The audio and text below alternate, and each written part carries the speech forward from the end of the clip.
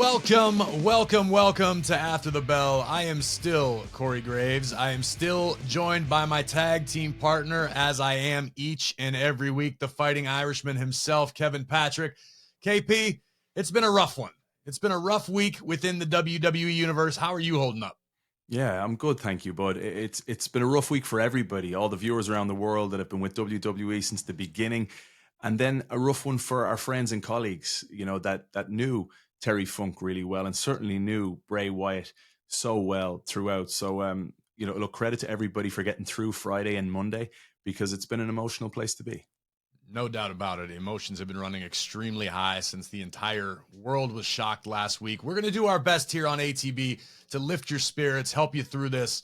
I just want to take a few moments to pay some respects. Obviously, I want to start with the great Terry Funk. I actually had a moment, KP, after we got off the air Friday night at SmackDown, which I want to talk about in depth in a few minutes. I got to run into Paul Heyman, and I was able to thank Paul Heyman because it was because of Paul that I got to know and understand the greatness that was Terry Funk. Terry Funk's heyday was obviously many, many years ago, despite the fact he had a 50-year active career, which is unheard of. But for my generation, in my age range, ECW was sort of a rebirth for Terry Funk. It introduced the Funker to a whole new generation of fans who may not have been familiar with his epic rivalries with Ric Flair and matches with the Great Muta and the territory days. I mean, Terry Funk has truly done it all. I think he's been in the ring with literally everybody of all time. He was that accomplished and had such a career. So it was definitely heartbreaking for the business as a whole. As you mentioned, Terry Funk, highly respected by everyone who's ever encountered him. I didn't know Terry very well. I had the opportunity to meet him a few times, and he was always as advertised, just as friendly and happy, and really lit the room up.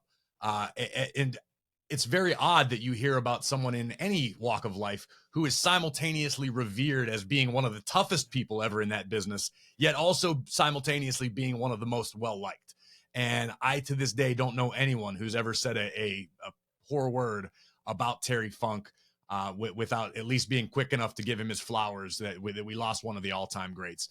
That in and of itself, very sad, very tragic, but not necessarily totally unexpected or out of left field. Terry was getting up there in the years. He's had some health problems over the years. So while that in and of itself was extremely tragic, Thursday evening, we all received the horrible news that we lost Bray Wyatt, our friend Wyndham Rotunda. And as anyone who watched Friday Night SmackDown could see, the outpouring of support and emotion from the locker room, from everybody backstage, from the very top of the mountain on down. And I'm not speaking out of school saying that everybody, you were in the same production meeting I was. People were wearing their emotions on their sleeve. There were tears choked back before the show ever began. I walked into the arena and I saw Berkeley Ottman, who is our bell ringer, our timekeeper, who I met back in the days of FCW. There's a whole generation of us who populate WWE now who all sort of began at or around the same time in Tampa at FCW. And Berkeley was just a young guy who would kind of hang around and help out wherever he could. And he scratched and clawed and worked his way into an actual position. And I walked into the arena, into our locker room, and Berkeley was the first person I saw. And he had, tears in his eyes, understandably. And he came up and just gave me a big hug. And thankfully, that would be the recurring theme of the day.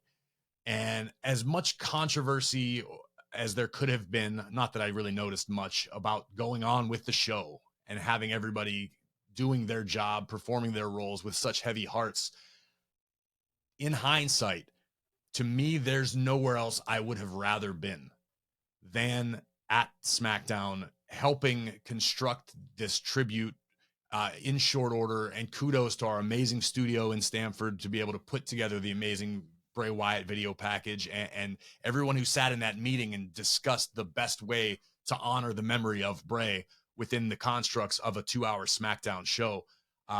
It was just the outpouring of support and emotion from everybody. Being able to see Braun Strowman, being able to see Eric Rowan. The first person I texted once I found out was Seth Rollins, who's going to be our guest here in a little bit. Heavy hearts across the board.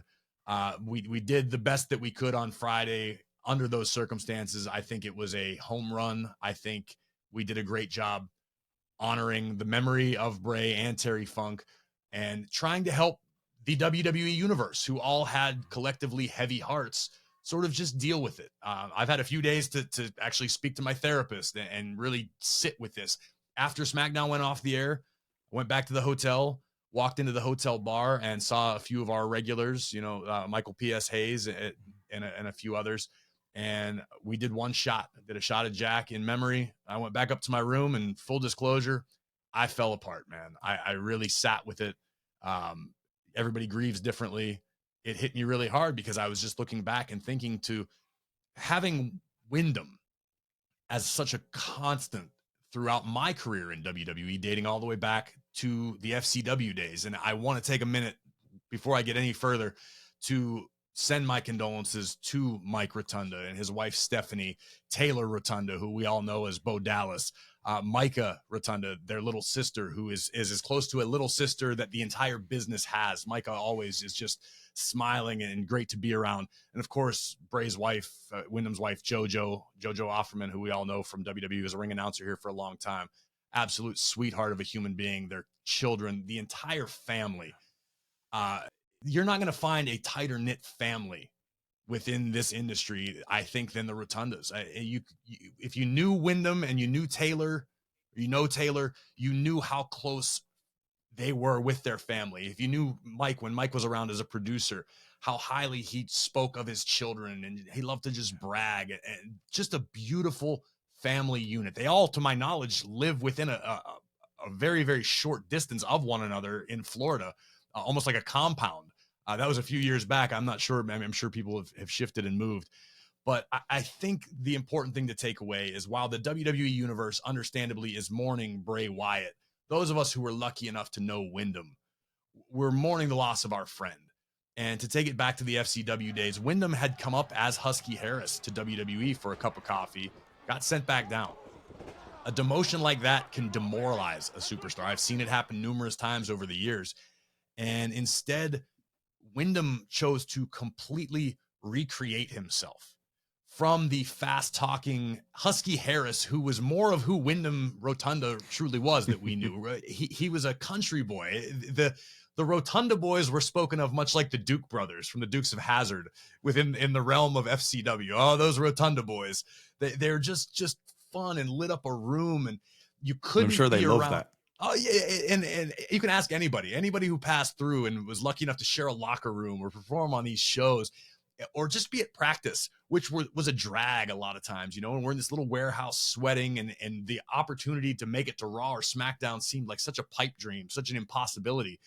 And what Wyndham did was really bring a lot of levity to everyone's lives.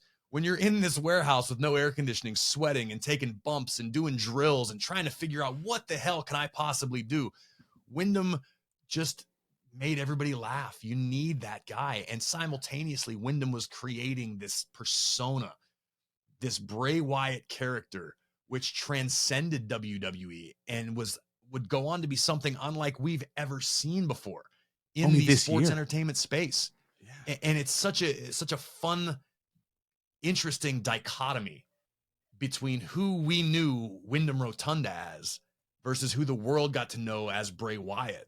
And all one amazing mind, one of the most creative, intelligent people I've ever had a chance to sit down and just chat with. And I used to love falling down the rabbit hole with Bray. I remember back in the very early days of the Wyatt family, we would be in some armory somewhere in Florida, and Wyndham would be holding court, and he would go on about these conspiracy theories and these different, some of it was a little much, but he was so invested, and it almost felt like a method actor, where I remember promo day in FCW, Wyndham would disappear. You wouldn't see Wyndham. All of us would be sitting around watching the other promos, etc., critiquing one another, and Wyndham was gone, and then Bray would show up. I guess I've created some kind of buzz here, man. People trying to figure me out, popping the red lights in my face, saying, who is this Bray Wyatt character? Who is this guy, man? And just captivate the room. And I can tell you, I remember it like it was yesterday, the very first time we all saw what would become Bray Wyatt. And he walked out of the room, and there was not a word spoken for probably 30 seconds because everybody had to digest what it was that we just saw, because he took the constructs of being a WWE superstar and turned it on its head in a way that I think will be felt for years to come. He sort of opened this door from a creative aspect within our business that had never been opened before. I'm sure people have had ideas, people had these grandiose thoughts and stories they wanted to tell, but he was the first one that was really able to do it and normalize it and show the higher ups and those in charge making decisions. This isn't. Did you always know he had that in him? No. Again, when you knew Wyndham, Bray seemed like the farthest departure that could be possible. He was completely unlike the Bray Wyatt character, this sadistic, scary, yet captivating being that you didn't know what to think about. Wyndham, you knew. You wanted to go have beers with Wyndham. You wanted to go ride with Wyndham, and wherever Wyndham and Taylor were going after the FCW show, you wanted to be there because it was going to be fun. It was just that atmosphere. And that's what I'm going to miss most. And over the years, of course, time happens and life happens and people leave the company. They come back. Life happens, right? Kids no happen. matter what aspect. WWE is not unique in that sense. I don't care if you work at Target or 911, whatever your career is, you're going to have faces pop in and out of your life. And the one constant with Wyndham, up until the last time I got to see him, which was right after the Royal Rumble match with LA Knight, walk back into Gorilla, and he's waiting there with some silly comment and that big grin on his face and his high-pitched voice that is not something the world ever got to see. And I feel like we're blessed that we got to know Wyndham, and it doesn't make it any different or any easier for anybody else who loved Bray Wyatt. But I just think it's so important, and I trust in our friends that still populate this business, from Seth to Roman to Bo to whoever it may be, will keep the memory of Wyndham Rotunda and Bray Wyatt alive for years to come. One of the greatest characters we've ever known, one of my favorite people I've ever had a chance to share my life dream with. I've been in the ring with him a million times, loved wrestling Bray. He was a freak of an athlete for man his size, so explosive, fun to be in the ring with. And if you need any more endorsement as to how talented Bray was in the ring, this is a guy who shared the WrestleMania stage with The Undertaker. This is a guy who has been in the ring with Randy Orton. Everybody, a who's who. Bray has worked his way into that echelon and will never, ever be forgotten. Like I said, everyone grieves differently. Everybody grieves at their own pace. If you're listening to this and you're still in your feelings, by all means, sit there, be in your feelings, deal with it. However you see fit. This was a rough weekend for me. Full disclosure, it's Wednesday morning. Last night I had NXT on, and when the Wyndham package, the Bray package came up, I wasn't prepared. I was talking to my daughter on FaceTime, and I glanced up and I saw it, and I had to call my daughter back. I hung up, and it all came rushing back. And I think that's good. I think that just goes to show you what a mark he left on this world. And I'm just honored to have been a tiny little part of the journey that was Wyndham. If you're okay with me saying this, we were in TV Locker and your son called you. Yeah. And he had just found out, and he's what, 14? Yeah, 15. Yeah. 15. And he was devastated. And he's such a young fan. The Fiend, to that point, the Fiend was such a captivating character that my son, who's not really a WWE fan, generally speaking, he watches it, he knows it, but that's more like that's just where dad works. He thought the Fiend was the coolest thing that he had ever seen. So much so, I've never told this to anybody. It was Christmas, the day after Christmas, I think 2 years ago, 3 years ago. I was living downtown in Pittsburgh, and Carmella was on the road. She had to do the holiday tour, and it was myself and my kids, and we listened to Bray Wyatt's Fiend entrance music probably 50 times in a row while we took down the Christmas tree. Because my son just thought it was such an awesome song. The Code Orange guys did a great job with it. He was just so cool, man. I'm smiling now, and this is what I needed. I wanted to share those thoughts. My heart and my memories are happy having known him now. It's not so much a case that I'm sad that we lost him as much as I'm happy that we had him. You know, I only met him once, Corey, and it was at WrestleMania 2021. And, you know, during that whole time, I mean, we're talking about The Fiend, we're talking about the storyline with Randy Orton and the build up to that WrestleMania, Alexa Bliss involved as well. And I never saw Wyndham ever until I walked into the locker room and I was scared. I was brand new. I was only with the company a few weeks. And that was the WrestleMania when we were thrown on air early. Oh, yes. And I saw Wyndham. And he's sitting there, and I was washing my hands in the bathroom, and he was the closest seat to the bathroom. And I said, "Hey, Wyndham, I just wanted to say hi. I'm Kevin. I'm here." And he goes, "Yeah, welcome, man." And he had the biggest smile on his face.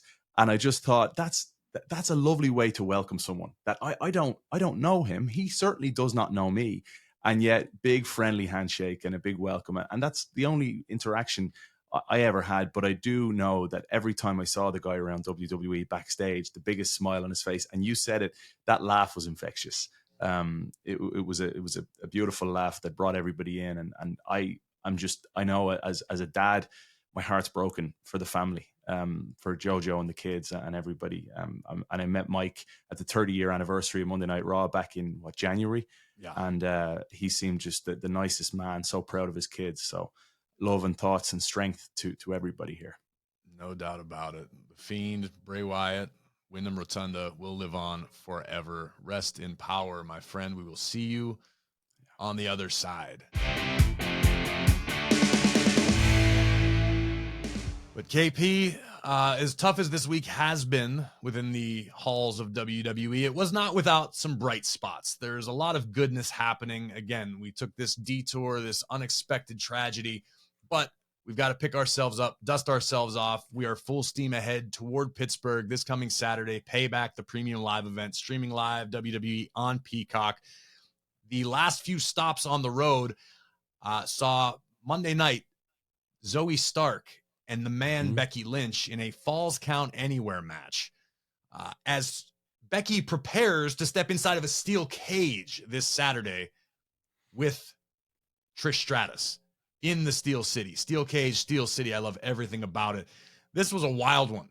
It was a hell of a main event to Monday Night Raw. And KP, before I don't even want to break it down too deeply right now. You know where I'm going. I can see the smirk beginning to form on your face. I'm not going to lie to you. From Thursday night through Monday afternoon, through the first probably 2.5 hours of Monday Night Raw, you weren't going to find anything really resembling a smile on the face of old CG. But when Trish Stratus threw the chair in the ring and hit Zoe Stark directly in the forehead, it was the most absurd, unintentionally hilarious moment in a long, long time. So for that, I say, thank you, Trish. Thank you, Trish, for accidentally providing a little bit of levity that the entire WWE universe needed badly. Credit to Zoe Stark for realizing what had happened, shaking it off, and going about her business. That was up there with Titus World Slide to me. I have not laughed like that in a long time. It was cathartic. It was much needed. It was at the right time. So yes, while of course the internet had a field day with it, have fun with it. Let's laugh about the reality of the situation. That was a 1 in a million chance of happening. And it happened, and she pinged the leg of that chair. I felt so bad for Zoe, who never stopped holding her forehead the entire match. It was absolutely insane, but it provided some much needed entertainment in my life. What about you? Live TV, baby. Live TV. I tell you what, I don't know how you guys do it. And I say you guys talking about you, Corey Graves, the superstar, because when you look at what Trish, Becky and Zoe put their bodies through, and then now Becky heading into a steel cage, two, again, you said diametrically opposed earlier. You go from going anywhere with Falls Count Anywhere to locking yourselves inside a steel cage. It's going to end here, I think. It's Becky Lynch, the man, the arguably the best of the current generation versus arguably the best of the generation past. And Trish Stratus has certainly still got it. And I'm looking forward to this one. I'm looking forward in the best way possible. I'm looking forward to the conclusion of this one because it's what I know both superstars want, to be locked inside that cage and just have at each other. Yeah, I think it's going to be exciting for sure. Hopefully it is the final chapter in that rivalry, and both women have big things on the horizon. But looking across the landscape, KP, I want to talk about NXT that I watched last night as we record this, the Fatal 4-Way main event to crowned the #1 contender for Tiffany Stratton's NXT championship. And man, kudos to those women. All 4 of those women put on an absolute banger of a fatal 4-way, which is very difficult to do, but it told a great story. It was exciting. It was action-packed. And I couldn't help but think, as I was watching it next to my wife, the opportunity right now for the women's division in NXT, Raw, SmackDown, all across the board is ripe for the picking, because you have your staples, right? And a lot of them are missing right now. Obviously, I'm going to mention Carmella because she's my wife. Alexa Bliss, Charlotte Flair is not currently in the equation. Bianca Belair is out for the time being. There's so much opportunity right now for someone to be the next big thing, to step up, to force the hand, and to really establish themselves independently of needing a match with a Charlotte Flair or a Becky Lynch or a Bayley, where they have the chance to prove that they are the next crop. Yeah. We always talk and rely on the 4 horsewomen because they were arguably the 4 biggest stars that came out of that developmental group, that time period. The time is right not for another generation to come. And I'm not saying to push the staples out. I'm not by any means implying that they're old news. I'm just saying they've been carrying the flag for so long. I guarantee you, Charlotte, Bayley, Becky are sitting here going, I'd like to mix it up with her. Oh, she caught my eye. We saw a little interaction on Twitter between Becky Lynch and Tiffany Stratton. Mm-hmm. As a fan, if that doesn't excite you, the hell's wrong with you? Yeah. Right? So who stood out in the match? Why did the match stand out to you? I thought it was a brilliant match. For a fatal 4-way matchup to be put in a main event spot with stakes as high as they were, I just thought all 4 women over-delivered. And I'm not analyzing this. I'm not going to break it down. I'm not going to say, oh, well, this particular little thing happened that really caught my attention, because there were many of those. The way I watch our business is very different than the way most fans watch our business. So it's not going to do anybody any real good for me to speak about what it was in particular. It was just the overall package. And I just thought to myself, this is exciting. You've got 4 women right now who are on the cusp of potentially being NXT Women's Champion. But Tiffany Stratton doesn't want to give that up. Tiffany Stratton at the same time would love to be on Raw or SmackDown, as would everybody. And if you're not of that mindset, you're in the wrong place. If you're in the Performance Center and you have a great gig, and now, you can make a decent bit of money while you're learning our trade. But if you don't have that fire inside to change the business, to make your mark, to change the things that you don't like about our game or things that you think you can make better, a la a Seth freaking Rollins, who we're going to talk to in a matter of minutes, you're in the wrong spot. Now is the time for all of these women to be looking at the proverbial brass ring, whether it's a Kiana James or Blair Davenport or Roxanne Perez, to be able to say, you know what? No, now is my time. I'm going to show the world that I am undeniable, to borrow a phrase from Cody, and that I should be in the discussion for the next wave of female superstars in WWE. Someone's got to step up and challenge Rhea if Raquel doesn't get the job done. This was my question. What do you, Corey Graves, if you're a coach heading into this Saturday in Pittsburgh, what do you want to see from Raquel Rodriguez? Raquel Rodriguez needs to have the match of her life. We've seen Rhea and Raquel mix it up in NXT in the past. Many moons ago, our buddy John Kruk spoke very highly of it, one of his favorite matches. Mm-hmm. The potential is all there. The talent is there.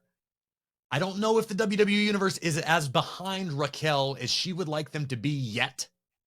So I think it goes one of 2 ways. Either Raquel shows up and beats Rhea Ripley, which seems impossible, but it's not. Trust me, if you've watched Raquel and you know the physical tools she possesses, it could happen. At worst, I think Raquel shows up, pushes Rhea to the absolute limit and beyond, and it's a coming out party of sorts for Raquel Rodriguez, where the WWE Universe, who may have not been paying attention for one reason or another, is going to be talking about Raquel after Saturday. I think that's what she has to realize is at stake in this matchup, because she could be champion, or at worst in a much better, stronger position than she's been to this point in her career. And we've got a lot more payback to talk about, KP, particularly the enigmatic assassin himself, Shinsuke Nakamura, who will be challenging our guest at this time. He is the world heavyweight champion. He is Seth freaking Rollins. Seth, first things first, welcome back to ATB. We appreciate the time as always. Thank you guys for having me. It's good to see your beautiful faces one more time. Always. We got a big matchup coming up this coming Saturday, defending your World Heavyweight Championship at Payback. We'll get to that in a second. Obviously, you and I and everybody in the WWE family, KP included, top of mind right now. The loss of our good friend and brother, Bray Wyatt, Wyndham Rotunda. I know he meant a lot to you. There was some footage floating around the internet of your first match back after what we all went through together on Thursday, and I just didn't know if you had any thoughts or anything you wanted to share or reflect on. We talked at great length a few minutes ago about the FCW days and what a joy Wyndham was and how he always lit up any room he walked into.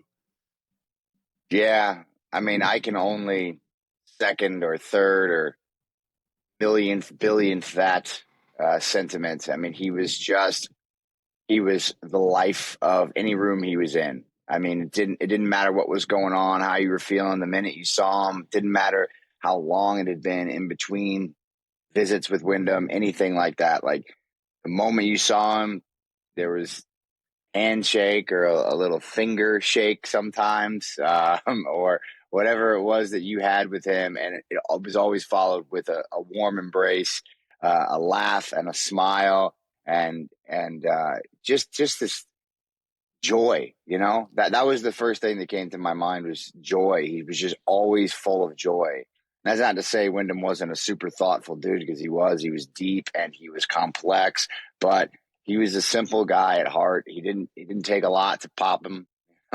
Didn't take a lot to make him a happy man. He was a tremendous conversation. He was just the best dad, a great friend.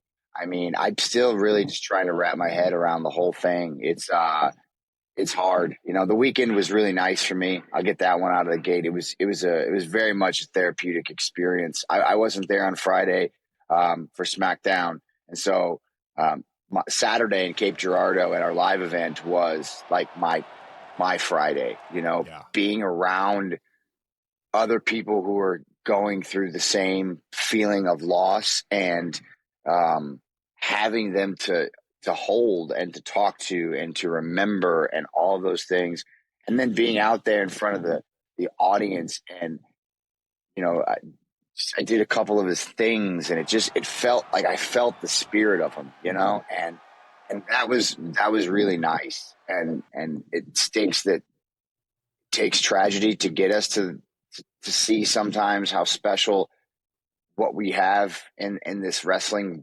bubble is, but here we are. And that's like the one positive that I'm taking out of it, is just how much I do cherish everybody, from our audience to all the boys and girls in the back, anybody who's ever made anything that we get to do possible in any small way. And to these people that we share our lives with every single week, in some capacity, you know, there's just so much gratitude that I have for that. And I felt all of that this past weekend.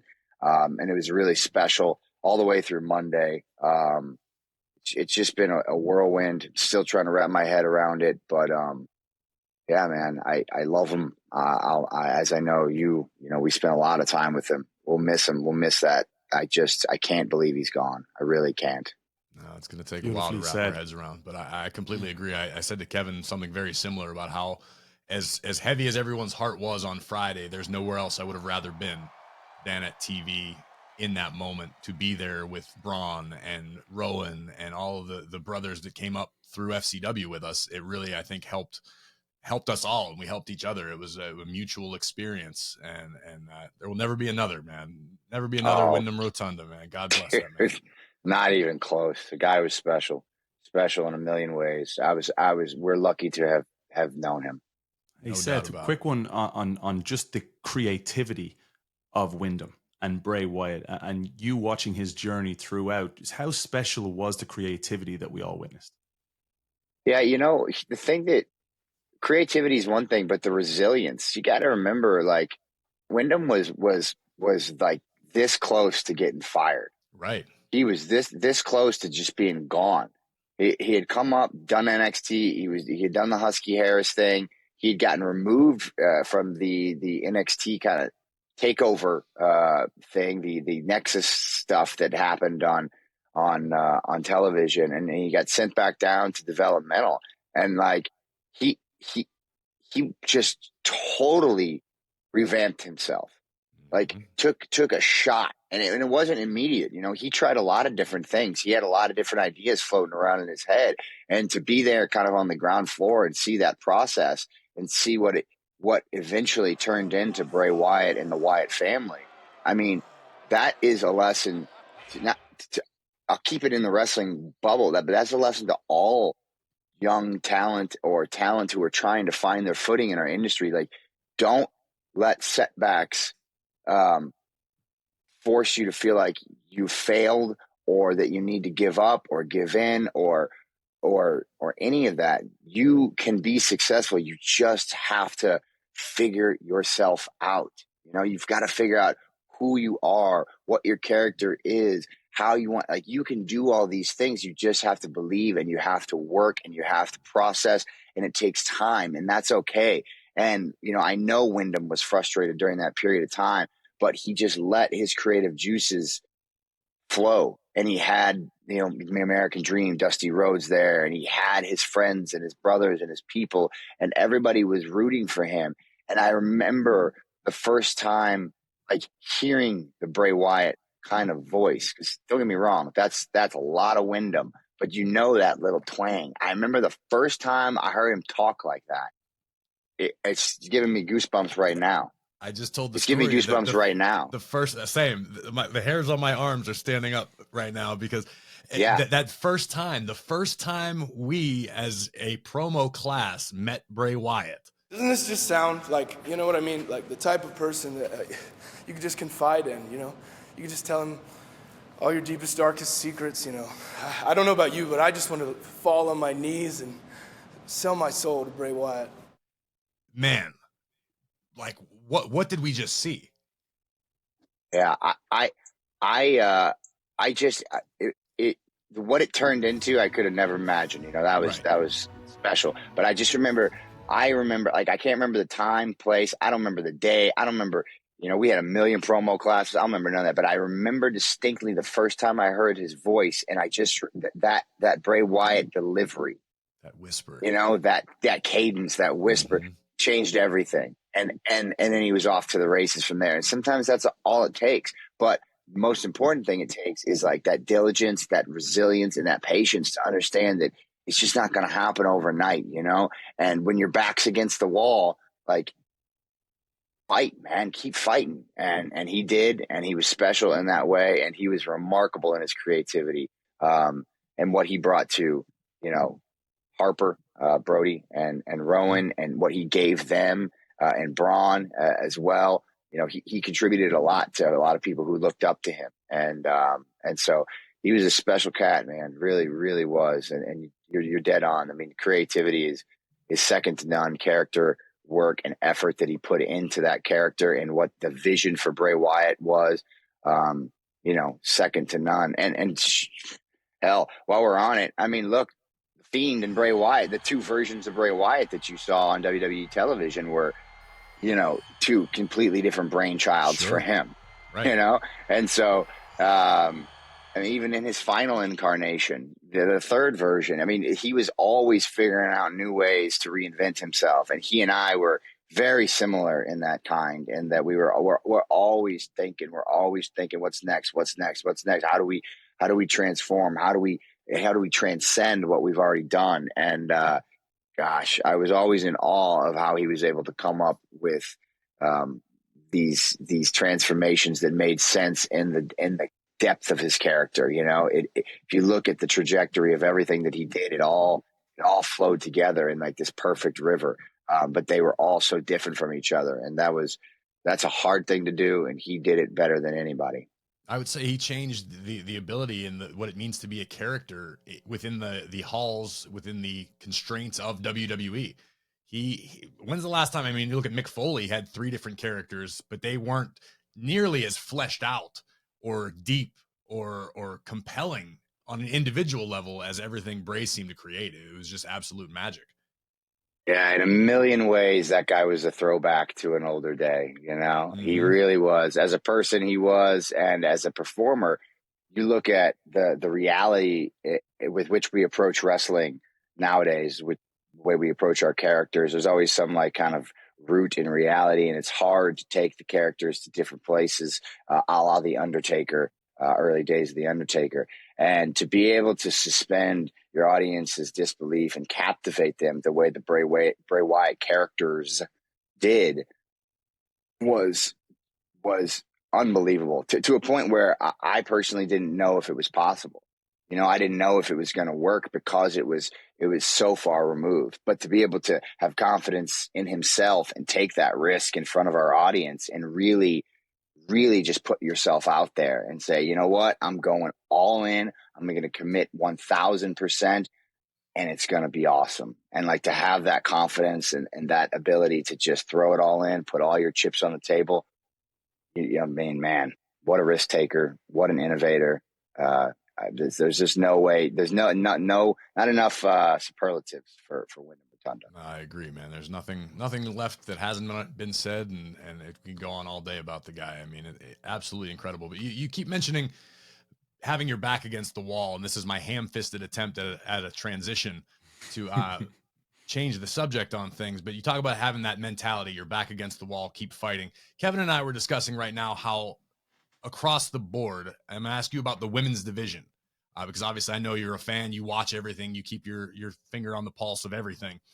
Right now, to me, with the exception of your wife, a lot of the first generation are not active right now. The women who forced the evolution, Charlotte's away right now. Bianca's away right now. Bayley is still doing her thing. Dakota's hurt. Carmella's gone. Bliss is gone, currently speaking. And I said that it feels to me like the time is right for someone else to step up and grab that brass ring, so to speak, to force the change and be the next generation, the next wave. Much like your generation, our generation of yourself, The Shield, Roman, Bray, all kind of made it to the top of the card, but you need the rest of the card. You need those next superstars to step in the ring with, that next generation. I know that's something that's always been very important to you, is the changing the business for the better. When you look across the women's landscape, would you agree with that assessment, that the time is right for some new people to step up? I would say 100%. There's a lot of space to fill there right now. On Raw, on SmackDown, I think absolutely there is a void. And what I sense more than anything is this kind of bubbling little undercurrent from our audience. Like they want something fresh and new, and they want to have people to get behind. They want it, you know. And I'm not saying these people are coming from NXT. You never know. It might be somebody that steps up at Chelsea Green, at Piper Niven. You never know. There's tons of women capable on our main roster at the moment, but there is like this. I'm feeling it. It's very much like this. We want something more out of the women, and we know it's there, and we can't wait to see it. But there's like a growing intrigue. There's a growing desire to see it, and I think, this past Monday, Zoe Stark was in the ring with my wife Becky, and they absolutely wrecked the main event of Monday Night Raw. Absolutely wrecked it, dude. And that was Zoe's first main event.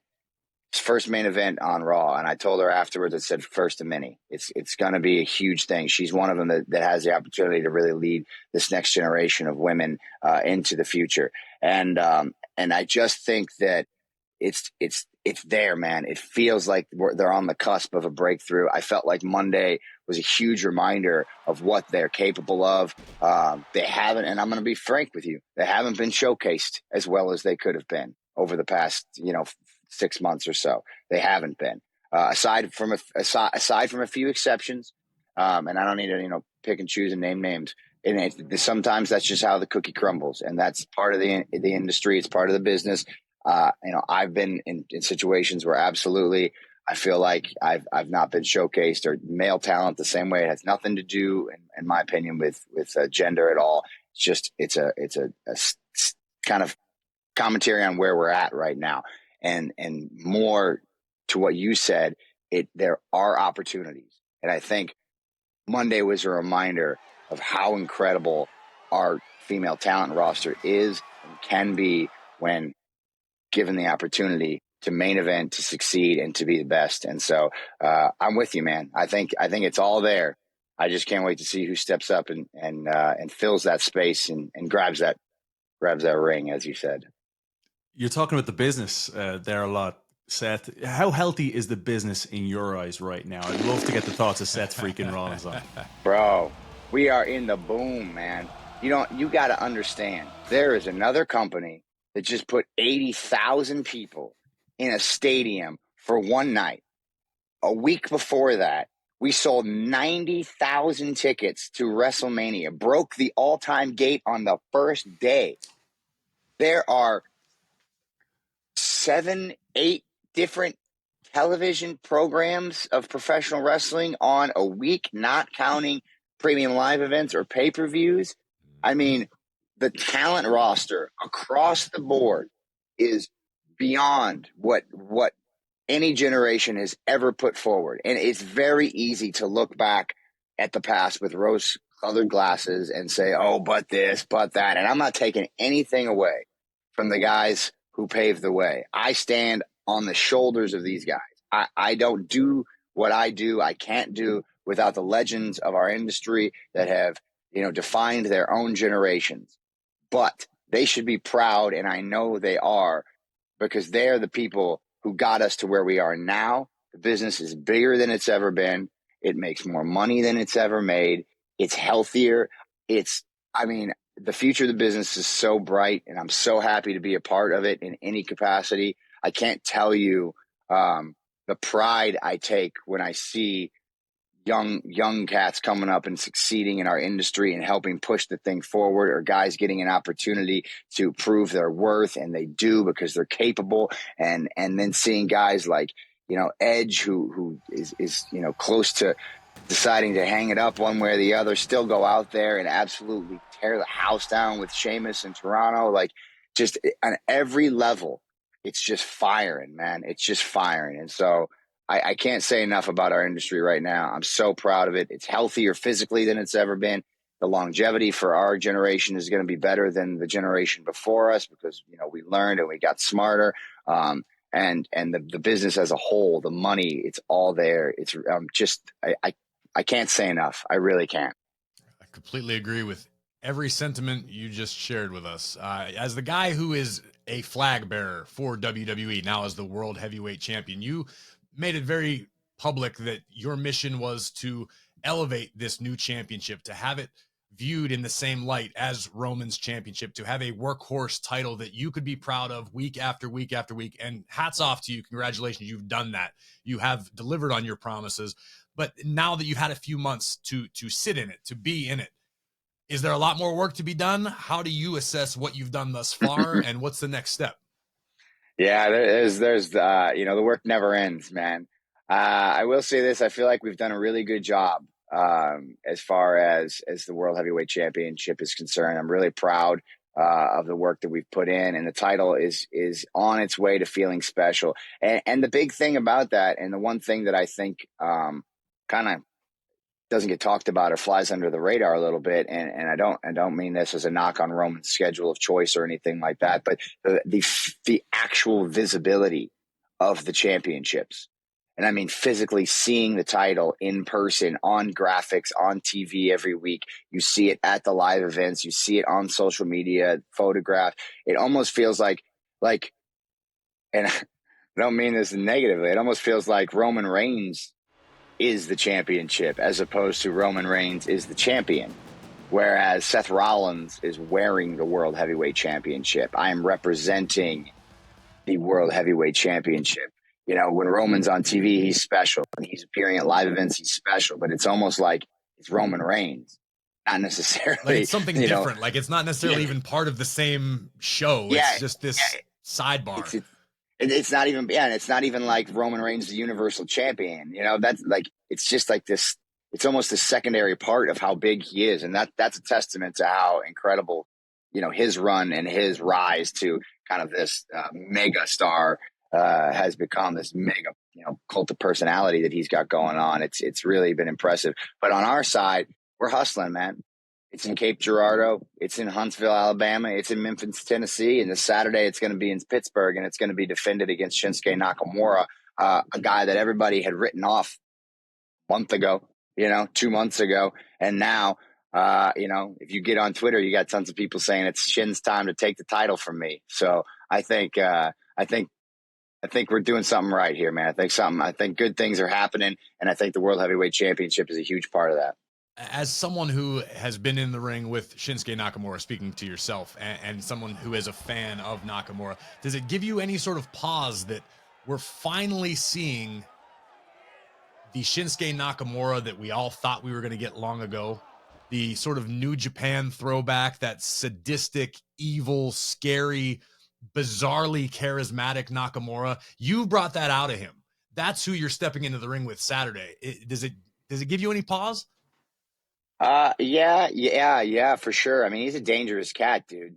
You look at his catalog, it's second to none. You know, he's one of the greatest in-ring performers there is. In many ways, I'm thrilled that our audience is finally getting to see the version of Shinsuke Nakamura that, you know, you and I fell in love with many years ago. And so I'm excited for him to be able to get himself to a place where clearly his confidence is rocking. You can see it. You can feel it. There's an electricity every single time he's out there, often at my expense. But even the pre-tape packages have been something to behold. And you can see it, man. He's just a special dude. He's vibing. He's feeling himself. The only issue for him is that I am also vibing and also feeling myself. And so we're two dudes kind of at the top of our game. Like, it's going to be special, man. A few years ago, some people might have called this a dream match. I think now more than ever, it's a dream match. And the fact that we've got the World Heavyweight Championship on the line on a major premium live event, like, that's only going to add to it. It's really going to be a special night for both of us, I think. But how bad is your back, Seth? Is Shinsuke onto something here? Yeah, I mean, he's not wrong. You know, my back sucks. I've had it. I've had these injuries for 4 or 5 years now. I have 2 stress fractures in my low, like the lowest vertebrae you can possibly have in my low back. And occasionally they flare up. And if they accrue too much damage, it can become extremely painful, and it can be very difficult for me to get through matches. And it can be very difficult for me to get up for, you know, the morning activities for days sometimes. So there is absolutely a danger in that. And if he does take specific target to that body part, there's a possibility that it will debilitate me for the match and for some time after that. There's no question about it. But on the other side of that, had this injury for a long time. I know how to manage it. I'm smarter than I've ever been in the ring, you know. And so I'm able to take the punishment. I've trained my body to take the punishment. I know how to work around it. And so that's going to be my intent, as he's going to intend to target it. I won the World Heavyweight Championship with these injuries. I beat AJ Styles with these injuries, Finn Balor with these injuries. I see no reason why I won't be able to do the same thing with Shinsuke Nakamura, regardless of him targeting my back injuries or not. It's going to be very interesting. This is kind of the first time that I've had someone really come at this injury. And so that does make me a little nervous. I'm not going to lie, but I feel very confident that I'll be able to kind of handle it and push through. Let's say that you do succeed at Payback. You do emerge victorious as World Heavyweight Champion yet again. What's the next step? Do you think that far ahead, or are you still on that very week to week, let's just take life as it comes sort of mentality? I mean, I'm along for the ride, man. I'm flowing. I look at the Raw roster and I just see tons of guys that I would love to get in the ring with, from Tommaso Ciampa to Chad Gable to the Ring General, all of them. I mean, there's a I'd love to get in there with Sammy and Kevin. I'd love to get in there with Bronson Reed. I mean, gosh, there's just Drew McIntyre. There's tons of guys out there that I think would make absolute great challengers for the World Heavyweight Championship. So I'm always wondering, like, I just watching to see who's gonna raise their stock to the point where it makes sense to get them in the ring with myself, and they're going to be a formidable enough fight for me that it's going to be a task to defend that title. And I think they're all there physically, mentally, character-wise. Who's going to be able to get themselves there? And then I'm always looking at WrestleMania, man. I'm looking at the biggest box office you can get. I'm looking at the main event in Philadelphia next year. That's what I want. I'm always going to be looking at that. And whether that's Roman Reigns versus Seth Rollins, whether that's Cody Rhodes versus Seth Rollins, Brock Lesnar versus Seth Rollins. I mean, who knows? There's anybody on the outside wants to come in, take a shot, whatever's going to put me on the marquee in the main spot at WrestleMania. My eyes are always there for that. I almost asked you to call your shot, and instead you just came out here with a machine gun and just took everything. I'll take anybody on. I want them all, man. I want them all. I want the whole business. I want you all coming at me. I want everybody. That's what I love. That's when everybody gets better. Iron sharpens iron, and there is a lot of iron out there right now, baby. I love it. I love it. And there's one other match going down at Payback that I'm sure you have a vested interest in. I'm sure I know your opinion on how this thing plays out, but your wife, Becky Lynch, stepping into a steel cage with WWE Hall of Famer Trish Stratus. How does this one end? Give us a spoiler. Well, you can win by escaping the cage. I got a real good feeling Becky's not interested in getting out of that cage for even 2 seconds. I remember back to Bret the Hitman Hart versus Vince McMahon, Mr. McMahon at WrestleMania, many, many, many moons ago. And it was just an obliteration, what it was. The Hitman worked Mr. McMahon all over that ring far too long, and I fully expect Becky to relish every single second that she's got in that cage with Trish. She's going to tear her apart, and then she's going to pin her in the center of the ring and finally be done with Trish Stratus and hopefully Zoe Stark as well. I know she has waited a long time to get her hands just on Trish by herself, alone. No Money in the Bank match, no Zoe Stark hanging around, just Trish. Just Becky, going to be a steel cage. It's what steel cage matches were made for. It's what they exist. Yeah, out of necessity, no outside interference. Not because you want it, because you need it. You need it, absolutely. And this rivalry necessitates a steel cage. These girls are going to get it. Trish always said she wanted to have a cage match. Well, be careful what you wish for. Did you, by any chance, laugh nearly as hard as I did on Monday night when Trish fired the steel chair and hit Zoe? Oh, my God. Dude, I wish you could have seen me in Gorilla. I was sitting in Gorilla watching it. We were all sitting in there, and I'm sitting against a chair on the other side of the room. I lost my mind, dude. I lost my mind. I came out of my seat. I was like Fred Flintstone tippy-toeing around. I had tears coming down my eyes. Then they ran the replays for us in Gorilla during the commercial, and I got to see the nice slow-mo of it just careening off the side of her face, and Zoe just stone-faced, like, what just happened to me? What is going on right now? God. It was unbelievable. Unbelievable. That was the first time I genuinely laughed in 4 days. I was Absolutely. watching that at home, and I was, watching the match, not just kind of talking to my wife, doing whatever. And I went, did that just, wait a second. Thank God for DVR, because I rewound it immediately. And I went, yes. And by that point, it had hit Twitter. And I put it right up there with Titus World Slide, man. That was one of those magical mishaps that could never happen again, but god dang, unbelievable. Ask your friends in production to send you the replays. They got some real good shots of that. I think if if you want another laugh over the weekend or before Friday, get some replays of that bad boy. That's a good one. All right, Seth, I just want to say thank you again for hanging out with us and sharing your thoughts on everything surrounding the WWE universe. Good luck at Payback. And personally, I'm looking forward to this one. I'm not going to lie. I get to be a fan again. Two of my favorites in the game throwing down for the World Heavyweight Championship in my hometown, in my home arena. I fully expect magic. No pressure, but magic. Man, I'm used to pressure. I work best under pressure, so I'm excited. Pittsburgh's lovely. Last time we had a premium live event in Pittsburgh, I was the main event as well.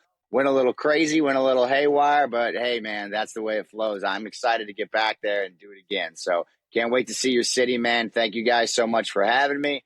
Till next time, boys. What a chat. Loved it. Cheers, Seth. Yes, sir. Appreciate Cheers. the time, man. Make sure you're following Seth at WWE Rollins. Make sure you're following us at After the Bell WWE on Twitter, Instagram, and Facebook. You can find me at WWE Graves. You can find KP at Kev_Egan. Listen for free wherever you get your podcasts. Just search After the Bell and smash that follow button so you never miss an episode. And full episodes of ATB are available on the official WWE YouTube channel each and every Monday, usually. But if you're listening to this, head over to the YouTube channel right now. It's available Friday. We'll be back next week with more wisdom, more vitriol, and more WWE After the Bell. Like what you hear? Catch full episodes of After the Bell wherever you get your podcasts. Follow us now and never miss an episode.